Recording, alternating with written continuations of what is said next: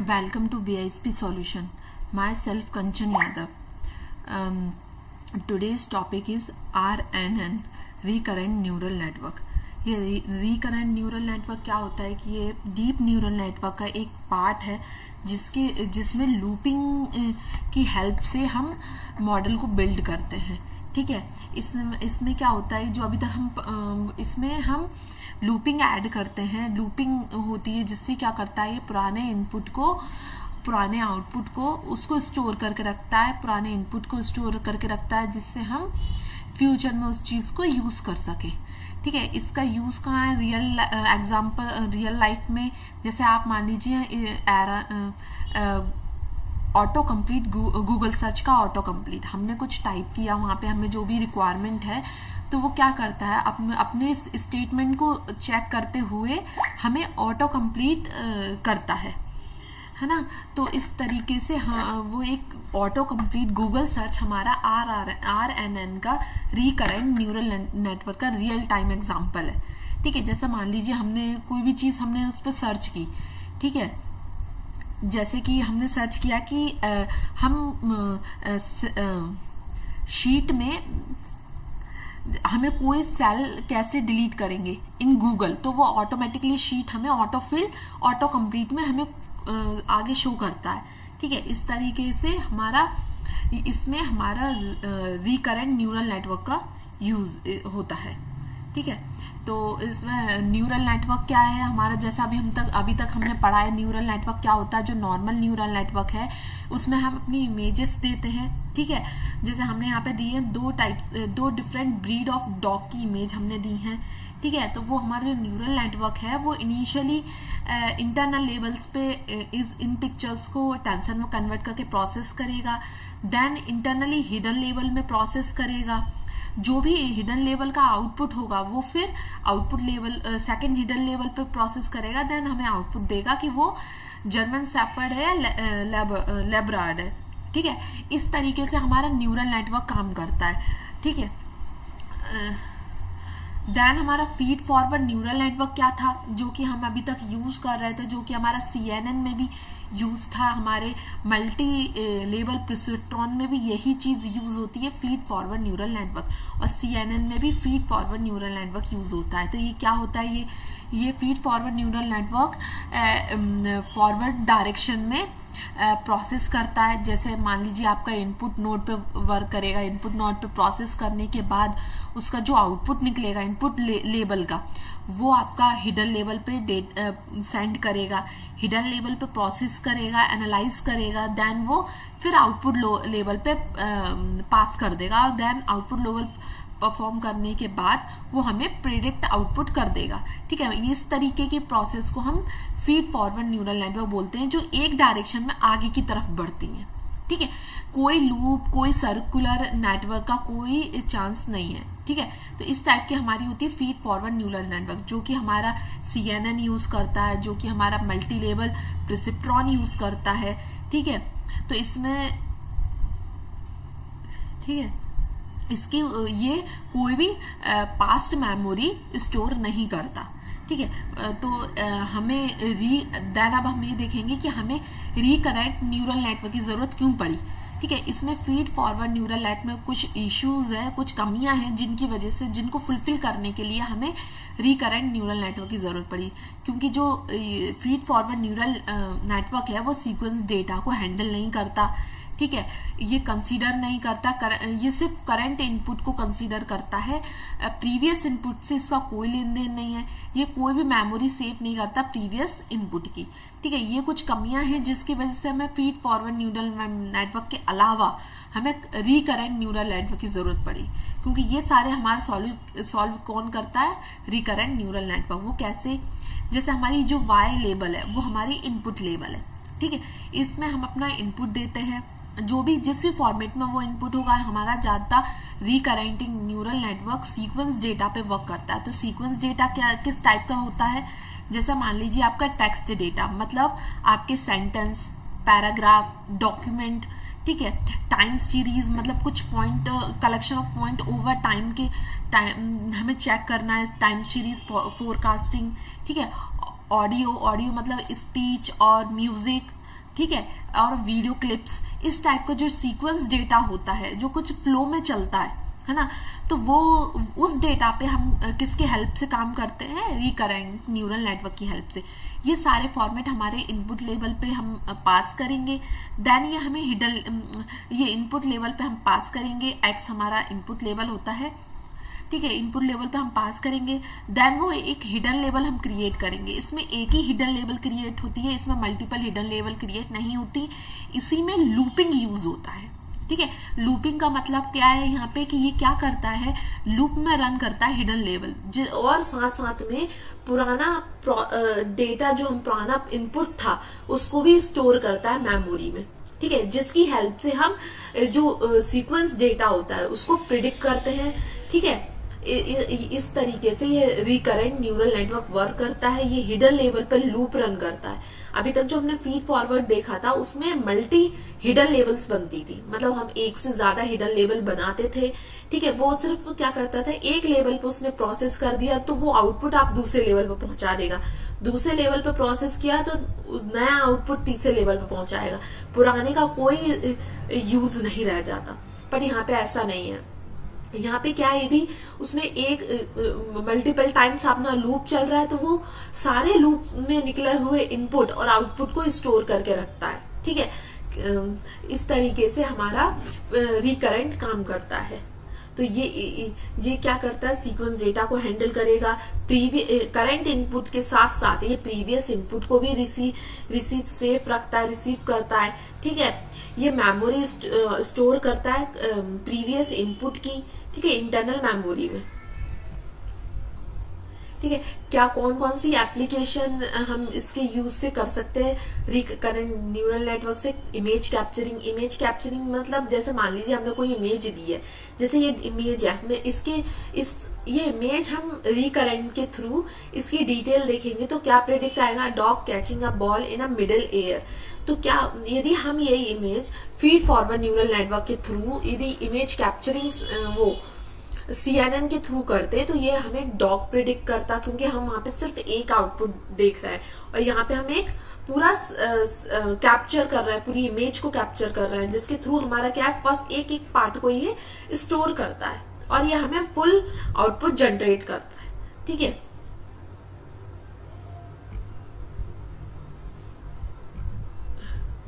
Then हमारा time series prediction मतलब हमें कुछ स्टॉक, फॉर एग्जांपल हम स्टॉक प्राइस किसी पर्टिकुलर मंथ का हम स्टॉक प्राइस का टाइम सीरीज निकाल रहे हैं, ठीक है। तो उसके लिए हम रिकरेंट न्यूरल नेटवर्क का यूज कर सकते हैं। मशीन ट्रांसलेशन मान लीजिए हमने कोई ऑडियो क्लिप दिया, उसको हमें किसी और लैंग्वेज में ट्रांसलेट करना है, या किसी और लैंग्वेज का डेटा को हमें अपनी लैंग्वेज में ट्रांसलेट करना है, तो इस चीज को हम वॉइस को हम मशीन ट्रांसलेशन के थ्रू परफॉर्म कर सकते हैं, ठीक है। ये हमारा रिकरेंट न्यूरल नेटवर्क का एक एप्लीकेशन है, ठीक है। एक है NLP मतलब नेचुरल लैंग्वेज प्रोसेसिंग क्या होता है, जैसे कुछ सेंटिमेंट्स, कुछ कमेंट्स हैं, ठीक है, किसी भी डेटा पे जो भी हमारा लाइव डेटा है या लाइव वीडियोज है, हमारे ब्लॉग्स हैं, यदि उस पर कुछ भी हमें कमेंट्स आ रहे हैं तो हम वो कमेंट्स को फिल्टर करना चाहते हैं कि पॉजिटिव कमेंट्स क्या है, नेगेटिव कमेंट्स क्या है, उस कंडीशन में हम इस चीज का यूज कर सकते हैं। ये क्या करता है कि कमेंट्स को पढ़ के ये वो पॉजिटिव स्टेटमेंट है या नेगेटिव स्टेटमेंट है, ये चीज हम इसके थ्रू कर सकते हैं मशीन लर्निंग प्रोसेसिंग के थ्रू, ठीक है। अब एक्चुअल में रिकरेंट न्यूरल नेटवर्क क्या होता है, recurrent neural network deep neural का पार्ट है जो कि सीक्वेंस डेटा और टाइम सीरीज डेटा को ट्रेंड करता है, किस लिए, मशीन लर्निंग मॉडल को बिल्ड करने के लिए, सीक्वेंशियल प्रिडिक्शन के लिए, ठीक है।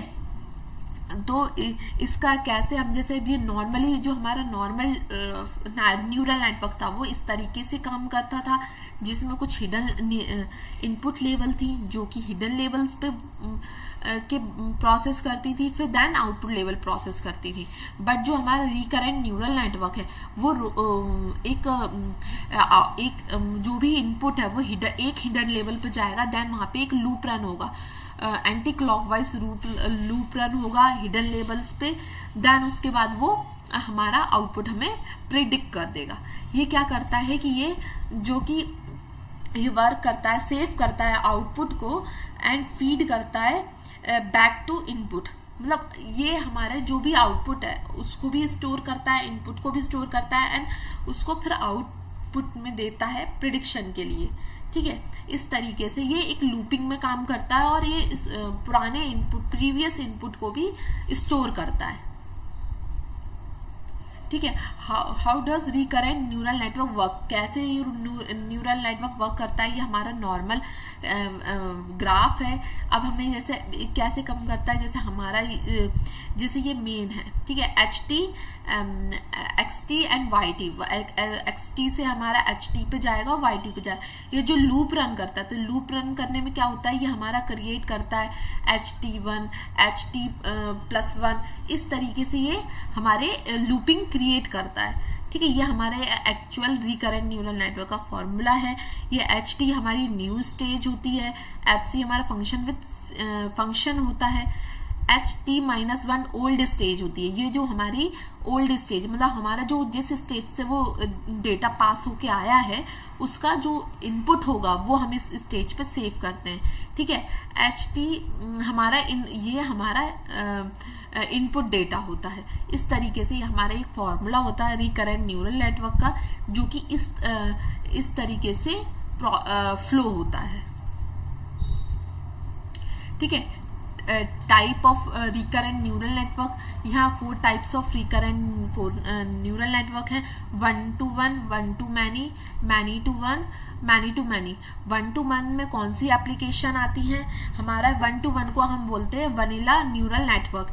ये क्या, ये रेगुलर ML प्रॉब्लम्स के लिए यूज़ करता है, मशीन लर्निंग के रेगुलर मशीन लर्निंग के लिए यूज़ करते हैं। जैसे हम मान लीजिए हमारा ये टाइम सीरीज के लिए ही मान लेते हैं हम, जिसमें हम जैसे हम किसी भी स्टॉक का टाइम सीरीज निकाल रहे हैं, तो हम उसका क्या कहेंगे, लेंगे क्लोजिंग प्राइस लेंगे, जो कि 1 इनपुट होगा, देन वो हमें वही प्रेडिक्ट करके देगा, तो 1 आउटपुट होगा। तो 1-to-1 मैपिंग आप एक एग्जांपल हम टाइम सीरीज मान सकते हैं। ये रेगुलरली ML एप्लीकेशन में 1-to-1 ही यूज होता है, जिसमें एक सिंगल आउटपुट, एक सिंगल इनपुट से मैपिंग रहती है। ठीक है, 1-to-many क्या होती है, 1-to-many एक sequence of data, image capturing. जैसे इमेज कैप्चरिंग, हमने एक इमेज दी एज अ इनपुट, वो हमें एक सेंटेंस उस इमेज को कैप्चर करके पूरा सेंटेंस हमें बताएगा कि उस इमेज में एक्चुअल में है क्या। तो हमें मल्टी आउटपुट हमें देगा एक इमेज के रिस्पॉन्स में। ठीक है, तो ये हमारा 1-to-many का एग्जाम्पल होगा। ठीक है, many-to-1 होगा हमारा NLP, मशीन लर्निंग प्रोसेसिंग। इसमें क्या है, मतलब ये हमारा जो भी स्टेटमेंट है, हमने वो स्टेटमेंट, हमने मैनी स्टेटमेंट हमने लिया एज अ इनपुट। ठीक है, तो हमारा क्या होगा, वो हमने एक स्टेटमेंट दिया, पूरा स्टेटमेंट, पैराग्राफ या कमेंट आप कह सकते हो, उसको हमें प्रिडिक्ट कर रहे हैं उसके थ्रू कि वो हमें पॉजिटिव है या नेगेटिव है। तो मल्टीपल स्टेटमेंट के बिहाफ में हमें प्रिडिक्ट पॉजिटिव और नेगेटिव कर रहे हैं। तो ये हमारा किस में आएगा, many-to-1 में आएगा। many-to-many क्या होगा, many-to-many होगा मशीन ट्रांसलेशन। मशीन ट्रांसलेशन मतलब हम उसको कोई वॉइस दे रहे हैं, ठीक है, पूरा एक वॉइस दिया है जो कि हमारा मल्टी इनपुट्स में आएगा, और वो आउटपुट में क्या दे रहा है, उसको कन्वर्ट कर रहा है किसी और लैंग्वेज में। ठीक है, तो वो भी एक पूरे सेंटेंस में कन्वर्ट कर रहा है, तो वो हमारा किस में आएगा, many-to-many में आएगा। ठीक है, इस टाइप से हमारी 4 टाइप्स न्यूरल नेटवर्क के होते हैं। ठीक है, अब हम इसको यूज़ कैसे करेंगे, अब हमने सिंपल सा एग्जांपल लिया है, एक एप्पल का स्टॉक प्राइस। ठीक है, हम ये कुछ लाइब्रेरीज है, इनको इंपोर्ट कर लेते हैं। नमपाई लाइब्रेरीज मैथमेटिकल के लिए यूज़ होती है, पांडास हमारी डेटा साइंस के लिए यूज़ होती है, टॉर्च हमारी पाईटॉर्च की मेन लाइब्रेरी है, इसी के थ्रू हम इसको टॉर्च टेंसर में कन्वर्ट करते हैं। टॉर्च डॉट एन हमारी मतलब होता है न्यूरल नेटवर्क, इसमें हमारे न्यूरल नेटवर्क की सारी लाइब्रेरीज, फंक्शंस, मॉडल स्टोर है, इसी के थ्रू हम अपने मॉडल को बिल्ड करते हैं। टॉर्च डॉट ऑप्टिम, इसमें ऑप्टिमाइजेशन यूज करते हैं, जिसके थ्रू हम अपने डेटा उसको ऑप्टिमाइज करते हैं प्रोग्राम को, ठीक है। Scale and pre processing, mean max scaling, इसका हम डेटा को प्री प्रोसेसिंग के लिए यूज करते हैं, जिससे हम डेटा को स्केल करते हैं, मतलब जिससे हम अपने डेटा को चेंज करते हैं, जिससे वो मॉडल में अच्छे से परफॉर्म कर सके, है ना। मैटप्लॉटली प्लॉटिंग के लिए यूज होती है, विजुअलाइजेशन के लिए यूज होती है, इसकी हेल्प से हम अपने टाइम सीरीज ग्राफ को प्लॉट करेंगे, ठीक है। डेटा लोडर और टेंसर डेटा सेट, ये दोनों हमारे डेटा को लोड करने के लिए होते हैं, डेटा को लोड करने के लिए, डेटा को टेंसर में कन्वर्ट करने के लिए।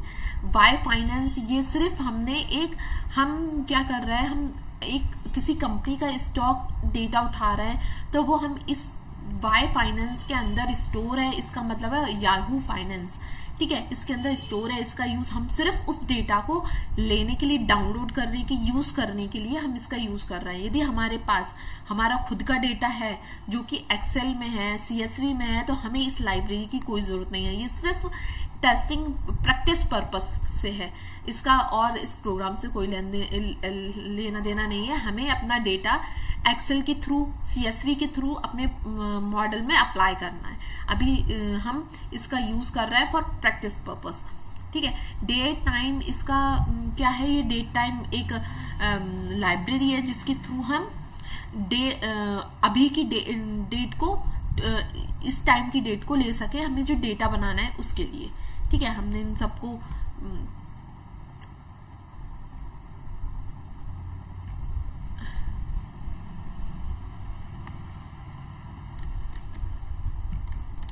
ठीक है, हमने क्या किया है, एंड डेट ली, हमने एक एंड डेट बना दी जो आज डेट डॉट टुडे, और हमने ये इसलिए ली है कि हम जो एप्पल का स्टॉक प्राइस का डेटा ले रहे हैं वो कुछ रेंज से आज तक का डेटा हम ले रहे हैं। हमने 2001 का हमने डेटा जो लिया है उधर से लेके एंड डेट आज की होगी, इतना डेटा हमने इसको डाउनलोड करवाया है, ठीक है। उसमें हमें कौन सा कॉलम चाहिए, क्लोजिंग प्राइस, क्योंकि हम टाइम प्रिडिक्शन कर रहे हैं, तो मतलब जो हम टाइम सीरीज निकाल रहे हैं, तो हमें सिर्फ वो पर्टिकुलर प्राइस का डेटा की रिक्वायरमेंट है और किसी कॉलम की रिक्वायरमेंट नहीं है। तो हमने उसमें से क्लोजिंग प्राइस जो है वो ले लिया है, उसको स्केल किया है, ट्रांसफॉर्म किया है अपनी वैल्यू के अकॉर्डिंग, ठीक है। इसको हम रन करते हैं, ठीक है। ये हमारा डेटा डाउनलोड हो गया है, ठीक है, ये हमें शो कर रहा है। देन हम इसमें क्या करेंगे, अब हम इसमें सीक्वेंस बनाएंगे, क्रिएट सीक्वेंस करेंगे, डेटा हम डालेंगे, ठीक है। सीक्वेंस की लेंथ देंगे, हमें कितनी सीक्वेंस 20 हमने क्रिएट किया, XY में हम उस डेटा को सीक्वेंस के थ्रू अलग अलग डालेंगे, ठीक है। तो हमने ये क्रिएट किया है, हम इसको रन करके देख लेते हैं, ठीक है। अब हम इसमें X को रन करते हैं कि X में क्या डेटा होगा, ठीक है। ये देखिए कुछ एरे पॉइंट्स हमारे पास वो स्टॉक प्राइस के कन्वर्ट होके, स्केल होके हमारे पास आए, मतलब स्केल होकर वो हमारे पास वैल्यू शो हो रही है। देन हम Y की वैल्यू देखेंगे, मतलब जो एक्चुअल प्राइस होगा वो बहुत ज़्यादा होता है, तो इसलिए हम उसको स्केल करते हैं अपने 1 से लेके -1 के बीच में, तो वो कन्वर्ट कर देता है उन डेटा को, ठीक है, तो नॉर्मलाइज कर देता है, ठीक है। तो हमने ये Y और X वैल्यू आ गया है, हमारा डेटा अलग अलग हो गया। देन हम इसको क्या करेंगे, सेपरेट करेंगे, ट्रेन एंड टेस्ट में एंड टेंसर में कन्वर्ट करेंगे। तो हम देखते हैं कैसे, देखिए हमने सेपरेट किया है, हमने 0.80% डेटा हमारा ट्रेनिंग के लिए होगा, 20% हमारा टेस्टिंग के लिए होगा। हमने X के 2 सब वेरिएबल बना लिए हैं, X train, X test, Y train Y test की, जिनको हमने दो अलग अलग उससे सेपरेट कर दिया है। हमारे जो ये डेटा सेपरेट हुए हैं इनको टेंसर में कन्वर्ट किया है, क्योंकि जो हमारा पाइटॉर्च है वो टेंसर फॉर्मेट को अप्लाई करता है, ना कि किसी और नमपाई फॉर्मेट को। तो हम क्या करेंगे, इनको जो हमने हर एक को दो पार्ट्स में तोड़े हैं तो उन सबको हम टेंसर में कन्वर्ट करेंगे। ठीक है, टेंसर में कन्वर्ट करने के बाद हम डेटा को लोड करेंगे टेंसर फॉर्मेट में। हमने यहाँ पे पास किए बैच साइज दिया कि किस साइज में हमें उसको लोड करना है, ठीक है, और सफल करना है कि नहीं करना, ये चीज हमने यहाँ पे पास की है। ठीक है, ये हमारा डेटा पास हो गया। देन हम क्या कर रहे हैं, अब हम मॉडल बनाएंगे, रिकरेंट न्यूरल नेटवर्क्स का मॉडल बनाएंगे, जिसके थ्रू हम अपने डेटा को प्रिडिक्ट करेंगे, टाइम सीरीज को प्रिडिक्ट करेंगे। हमने क्या बनाया, एक स्टॉक RNN नाम का क्लास बनाई है, मतलब फंक्शन वो क्लास बनाई है जिसमें के थ्रू हम मॉडल वो करेंगे। NN.model हमने इनमें इनहेरिट किया है, मतलब जो न्यूरल नेटवर्क की लाइब्रेरीज में जो डेटा स्टोर है वो उसको यूज, सारे डेटा को हमने यूज करने के लिए यहाँ पे हमने उसको इनहेरिट किया है। ठीक है, हमने कंस्ट्रक्टर बनाया जिसके अंदर हमने इनपुट लेबल पास की है। इनपुट साइज हमारा कितना था 1, क्योंकि हमने सिर्फ एक क्लोजिंग प्राइस कॉलम हमने दिया है, इसका मतलब है हमारा इनपुट साइज कितना है 1 है, एक ही कॉलम हमने दिया है। हमने इसमें हिडन साइज कितना बनाया, 50 न्यूरल्स में इसको तोड़ा है, हिडन न्यूरल्स 50 बनाए। नंबर लेबल्स हमने कितने किए 2, मतलब आप ये मान सकते हैं ये क्या चीज है, एक तरीके से लूप है जो हमें हिडन लेवल पे वर्क करना है। तो नंबर ऑफ लेवल्स हमने कितनी बनाई है, 2 बनाई है। ठीक है, हमने वेरिएबल क्रिएट किया RNN एंड FC। RNN हमने सिर्फ नेम, हमने नेमिंग दी है। FC हम ये बोल सकते हैं हम फुली कनेक्टेड होता है जी हमारा लेवल, मतलब इसमें हमारा लीनियर रिग्रेशन अप्लाई होती है इस फुली कनेक्टेड में। हमने पहले क्या रिकरेंट न्यूरल नेटवर्क अप्लाई किया, RNN हमने यूज किया जिसमें इनपुट साइज दिया, हिडन साइज दिया, number label and batch first true हमने ये पास किया। ठीक है, फिर हमने उसमें फुली कनेक्टेड लेबल पास किया जो कि हमारी लीनियर था, जो कि हर मॉडल्स में अप्लाई होता है, जिसमें हम हिडन साइज और आउटपुट हमारा कितना होगा 1, ये चीज हमने उसको प्रोवाइड की है। ठीक है, फिर हम फॉरवर्ड फंक्शन रन करते हैं, इसके थ्रू हम अपना डेटा इस ऊपर जो भी हमने फॉर्मूला क्रिएट किया है उसमें पास करते हैं हमारे डेटा को। ठीक है, तो हमारा ये मॉडल क्रिएट हो गया। अब हमने एक मॉडल वेरिएबल में इसको फंक्शन को कॉल कर लिया। ठीक है, एक वेरिएबल में हमने मीन स्क्वायर लॉस निकालने के लिए हमने उसको पास किया। मीन MSE क्या होता है, मीन स्क्वायर एरर।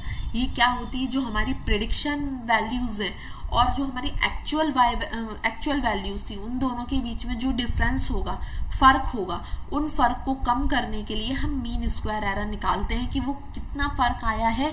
वो हम किससे कैलकुलेट करते हैं, मीन स्क्वायर एरर से उसके फर्क को कैलकुलेट करते हैं। ठीक है, ऑप्टिमाइजेशन वेरिएबल में हमने optim.addon फंक्शन कॉल किया है, जिसमें हमने मॉडल्स पैरामीटर्स और लर्निंग रेट 0.001 रखी है।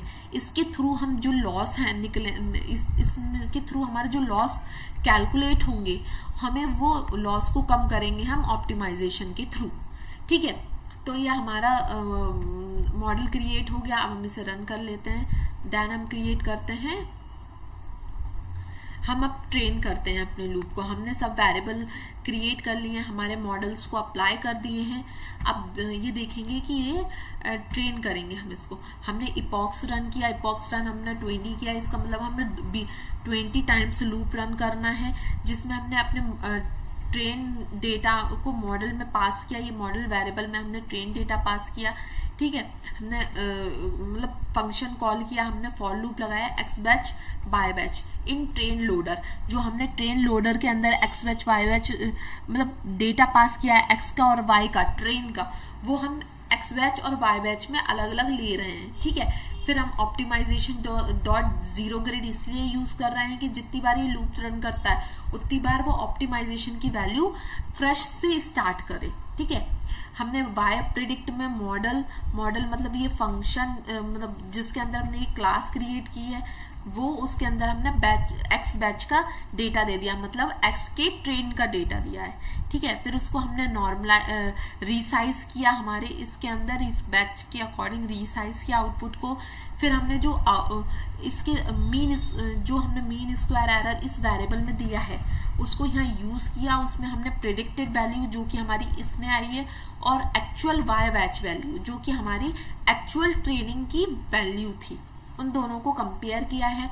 उससे हमने लॉस कैलकुलेट किया, यदि इसमें लॉस आ रहा है तो ये बैकवर्ड जाए, बैक प्रोपोगेशन यूज करे, अपनी प्रोसेस को बैक में वापस रन करेगा और ऑप्टिमाइजेशन की डॉट स्टेप के थ्रू उसके पैरामीटर्स को चेंज करेगा और हमारे लॉसेस को कम करेगा।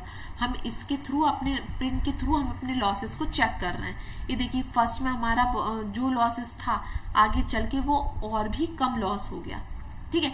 ये हमारे 1 से लेके 20 तक के लूप में लॉस कम हुआ है, ठीक है।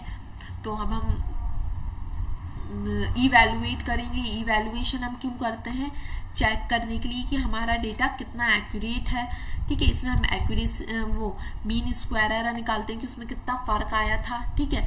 तो हमने क्या किया, मॉडल डॉट इवैल्यूएट किया, उसको टॉर्च डॉट नो ग्रेड लिखा, मतलब हमें इसमें ऑप्टिमाइजेशन करने की कोई ज़रूरत नहीं है, ग्रेडियंट चलाने की ज़रूरत नहीं है, इसलिए हमने इसको नो ग्रेडियंट में सेट किया है, ठीक है। फिर हमने बाय प्रेडिक्ट टेस्ट अप्लाई किया, मॉडल के अंदर एक्स का हमने टेस्ट डेटा दिया, क्योंकि जो इवैल्यूएशन होती है वो टेस्ट डेटा पे होती है, क्योंकि हमारा जो मॉडल है वो ट्रेन करता है ज़्यादा डेटा होता है उसको पढ़ता है और उससे अपने पैटर्न अपने मॉडल को ट्रेन करता है, ठीक है। और जो 20% डेटा होता है, थोड़ा डेटा होता है, उसके थ्रू हम उसकी मॉडल की एक्यूरेसी को चेक करते हैं।